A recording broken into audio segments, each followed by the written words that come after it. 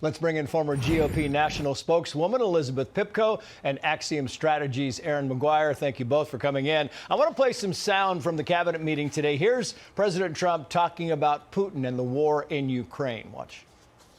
But that was a war that should have never happened, and a lot of people are dying, and it should end. And I don't know, we get a lot of bull thrown at us by Putin, for you want to know the truth. He's very nice all the time, but it turns out to be meaningless. I mean, it feels to me, Elizabeth Pipko, like Trump feels like he's kind of being played, and that's got to be bad news for Vladimir Putin. What do you think about that? Yeah, look, it certainly is going to be bad news for anyone that thinks that they can go up against President Trump in our country. But the fact is, when I hear his words, I think back to all those folks who either underestimated President Trump or disingenuously lied to the American people, right? Those that said that President Trump would not be able to handle going up against Vladimir Putin, who said that he, for some reason, might have some kind of allegiance to Russia. I mean, the kind of lies that we've heard about this very topic have been disgusting over the years. And I think Donald Trump, time and time again, proves people wrong. The fact is, he is an America First president. He has no problem at all telling the truth to any leader, whether it's a leader of a friendly nation or one of our adversaries. And also, he has no problem telling the American people the truth, unlike Joe Biden and his administration, who kept us from the details, whether it's to do with his own mental decline or Russia and Ukraine. President Trump wants the people to know exactly what's going on with Putin, with Zelensky, and with this conflict. Yeah, I mean, he said again and again he was willing to deal with Putin to a point, and I think that point has been hit. Erin Maguire, to you now. Trump talking about the hottest country in the world being the United States of America. Watch. Energy projects, big things. But they all three told me essentially the same thing. We thought your country was dead, and now you've got the hottest country in the world. We're right now riding the hottest country. We all, and you can all be proud of it.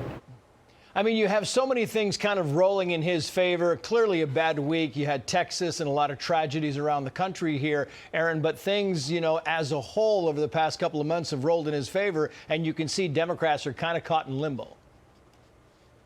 Democrats aren't caught in limbo. They're caught in chaos because their party is one of anti-police, pro-riot, attacking law enforcement. But Donald Trump is absolutely correct here. The United States is on a hot streak. We are looking at one beautiful bill being signed into law, putting American taxpayer dollars into investments here. You are seeing trillions in outside investments pouring into the United States. You are seeing military dominance that ends wars before they begin. You are looking at a country that stands on confidence. With Donald Trump at the helm, America is leading. When we had Biden, Harris, and the Democrats, we paid our adversaries billions of dollars to hate us and then begged their forgiveness. No more. Yeah, on the desperate Democrats front, I want to play some sound. This is Eric Swalwell continuing this whole false narrative of Trump having to do something negative with the floods in Texas. Watch. These cuts that we've seen in government are not making us safer. They're endangering those who we love the most, our future, our kids. So there has to be accountability. What fascinates me, Elizabeth Pipko, is it's been debunked. It's been knocked down several times by the meteorologists and the people in Texas, and yet they continue. You're right, Trey. So not only has it been debunked, it's truly flat out disgusting. I mean, the fact is, can you think of something more disgusting than trying to politicize something like this, where there's still a search and rescue operation ongoing for children? I mean, the whole thing is absolutely sick. It proves the Democrats can really continue to outdo themselves when it comes to how low they can go. They hate Donald Trump more than they love this country. That's been obvious since 2016. But the fact is, you would think after the last election, they'd realize what the American people are looking for, and that's just people that want to put their citizens and this country first, and they clearly don't know how to do that. Yeah, meantime, you have Senator Richard Blumenthal, clearly not a Trump liker at all, but he seems to be kind of bringing this toward the middle, at least trying to. Watch.